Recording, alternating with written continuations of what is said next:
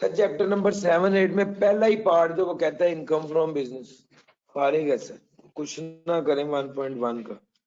1.2 में income from business में क्या क्या चीजें शामिल है, नहीं इस तरह का सवाल हम एक्सपेक्ट नहीं कर रहे, इसको बस समझ लीजिए कि क्या क्या शामिल है, रीड करके फारिग।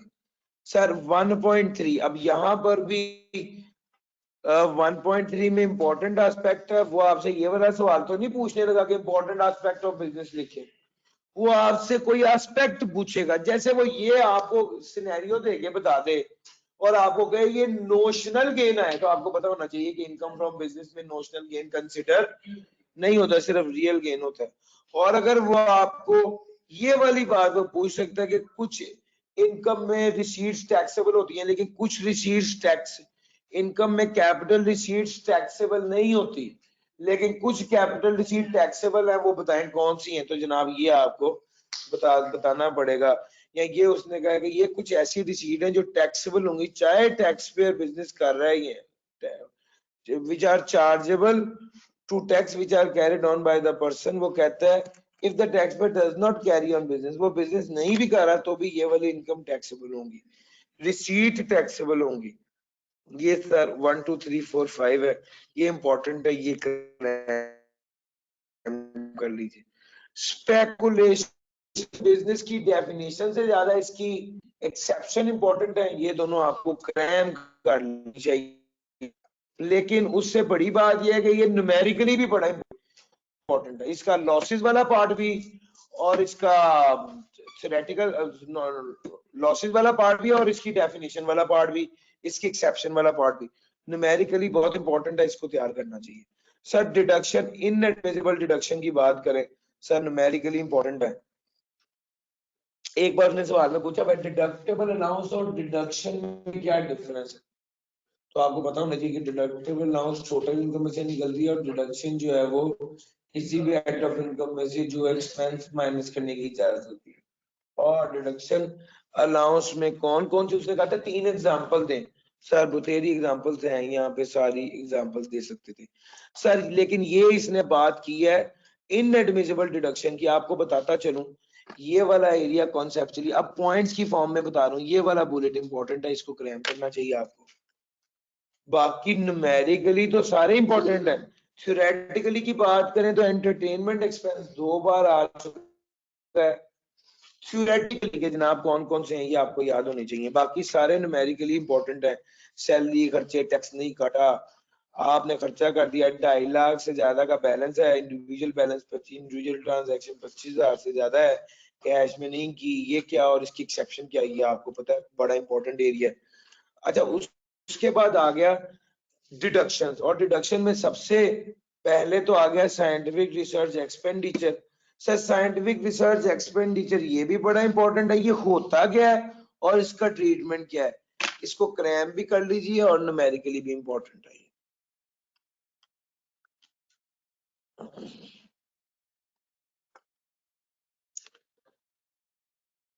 Employ training and facilities, employ training and facilities की अगर हम बात करें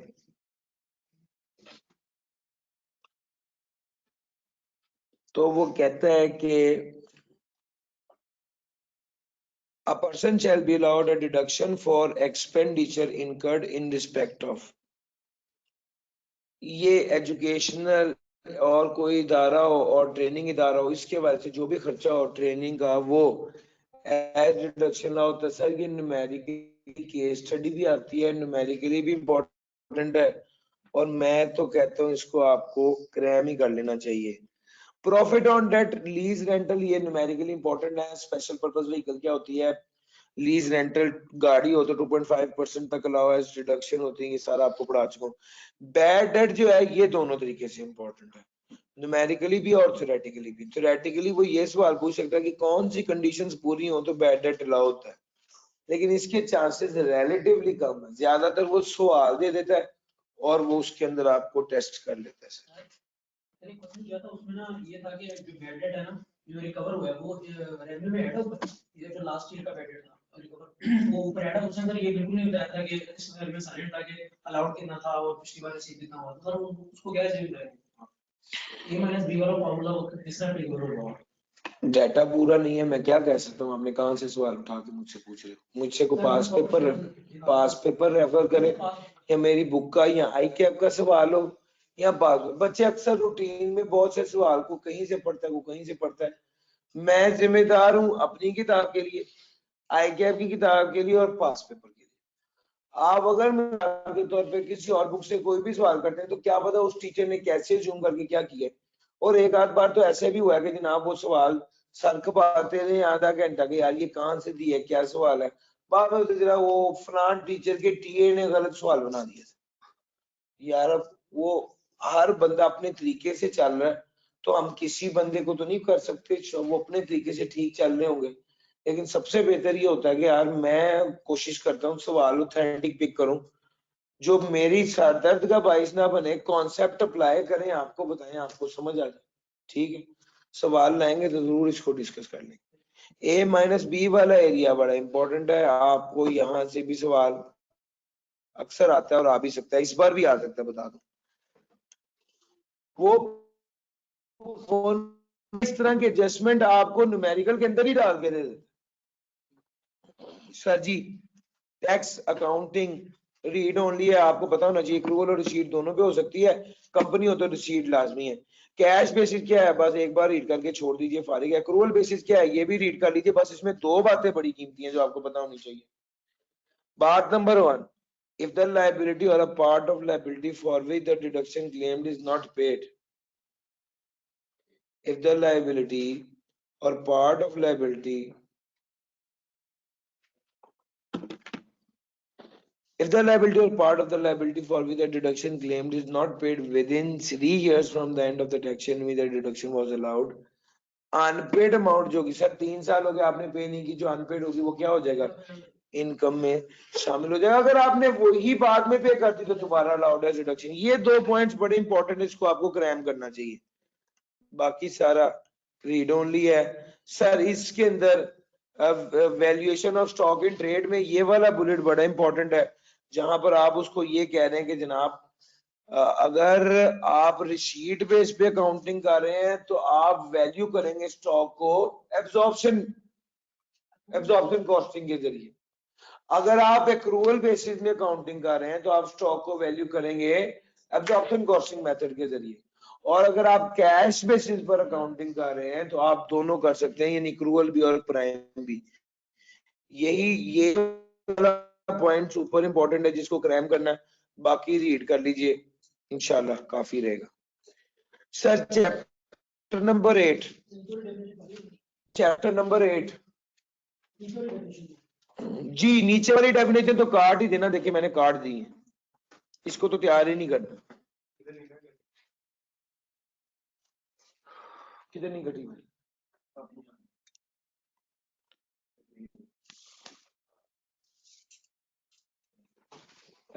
चलो शुक्र है कल तो है नहीं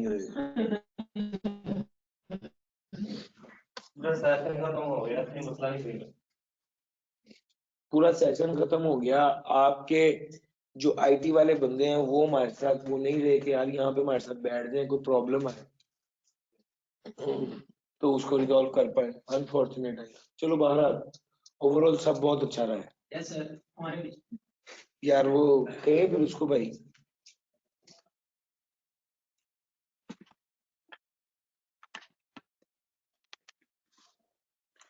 चलो बहरहाल चैप्टर नंबर 8 की बात करने लगा था। चैप्टर नंबर 8 में ये प्रॉब्लम आ रही है, यहाँ पर भी आ रही, यहाँ पर भी आ रही।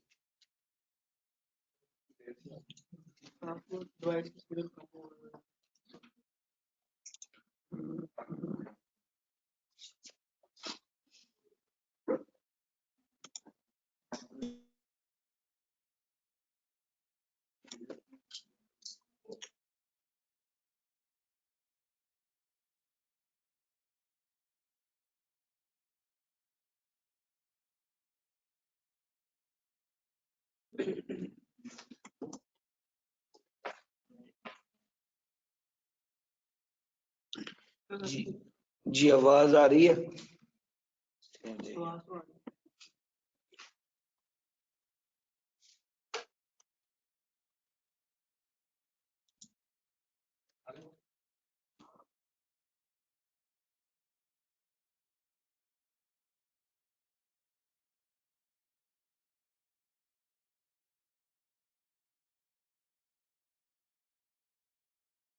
सर जी 2 मिनट रह गए, ऑनलाइन में फिजिकल से आ रहा है, क्या करूं, छोड़ नहीं ना सकता सर जी। अब आवाज क्लियर है? पहले भी क्लियर। चलो अब काफी बेहतर हो गई। सर जी देखिएगा, डेप्रिशिएबल एसेट की अगर हम बात करें 1.1, तो उसमें वो कहता है कि जनाब ये रीड ओनली, हम एक्सपेक्ट नहीं करते कि वो आपसे डेप्रिशिएबल एसेट पूछेगा क्या है। यहाँ स्ट्रक्चरल इंप्रूवमेंट की अगर डेफिनेशन पूछे तो मैंने 6 पॉइंट आपको कहे थे कि इसमें देख लो। अलबत्ता एसेट की डेप्रिसिएशन रेट क्या होगा सर, ये एक्सपेक्टेड नहीं है कि वो आपसे पूछे। हाँ न्यूमेरिकली ये वाली बात इंपॉर्टेंट है कि आपको पता होना चाहिए कि 2021 या उसके बाद अगर कोई एसेट हमने खरीदा है तो 50% डेप्रिसिएशन लेंगे। ये वाले रेट पेपर में गिवन होंगे, याद नहीं करने। वैसे नॉर्मली आपको पता है कि यार बिल्डिंग पर 10%, आईटी पर 30%, बाकी सब पे 15%। लेकिन आपने इस बिलीव की बजाय एक बार पेपर से शुरू तो आखिरी समय पर दिया होते हैं रेट, वहां से जरूर रेट देख लेना। Depreciation is allowed on proportional basis if the asset. Sir ji अब ये सारे का सारा न्यूमेरिकली इंपॉर्टेंट है। वो कह रहा है कि जनाब डेप्रिसिएशन अलाउ होगी डब्ल्यूडीवी पर, और दूसरे नंबर पे अगर आप एसेट महंगा बेचेंगे तो गेन आएगा, टैक्सेबल होगा। एसेट सस्ता बेचेंगे तो लॉस आएगा, एज रिडक्शन ला होगा। और कभी वो ये कहता है कि डेप्रिसिएशन लाउड एज रिडक्शन होगी, कॉस्ट से ज्यादा डेप्रिसिएशन अलाउ नहीं हो सकती।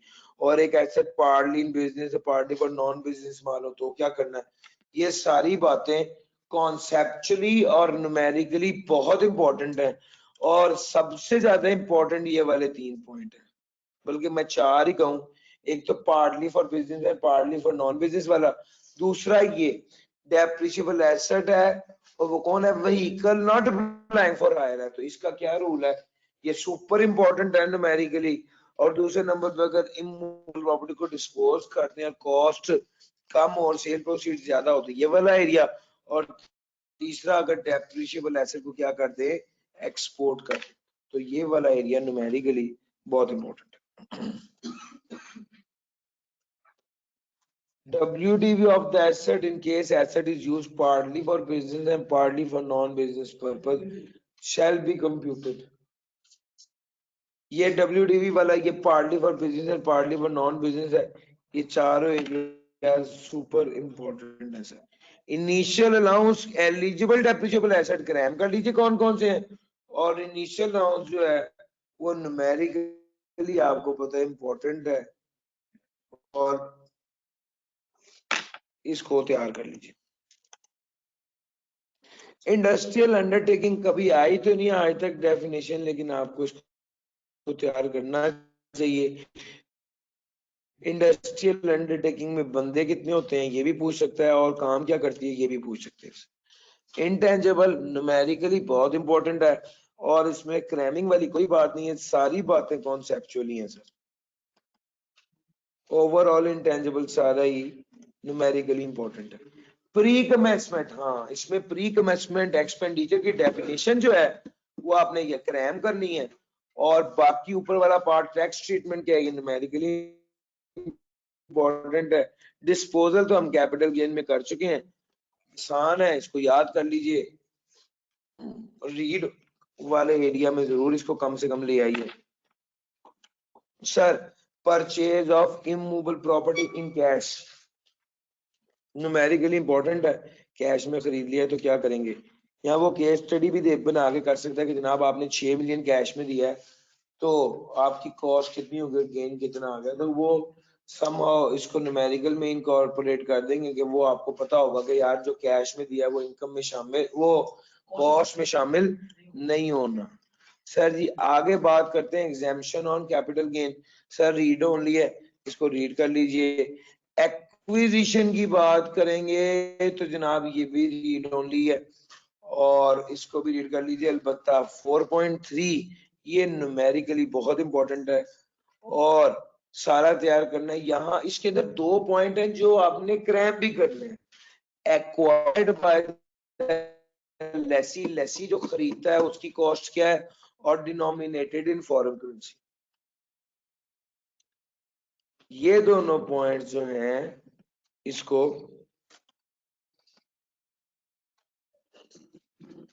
क्रैम करना।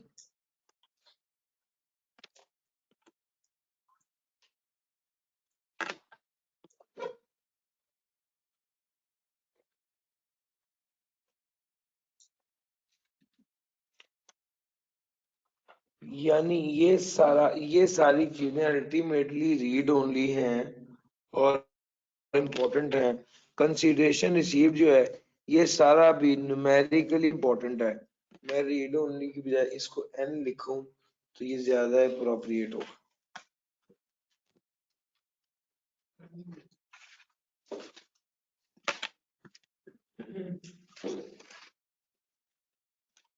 सर जी ये चैप्टर 7-8 खत्म हो